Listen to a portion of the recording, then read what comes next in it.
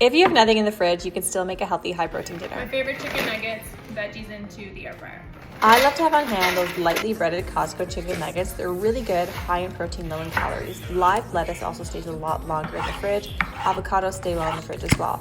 Any condiments like roasted red peppers, coleslaw, whatever, just make sure they're made with good olive oil and you can keep them in the cupboard, and they always make for a gorgeous, colorful salad in a pinch. So you know for men, they have like a hungry man.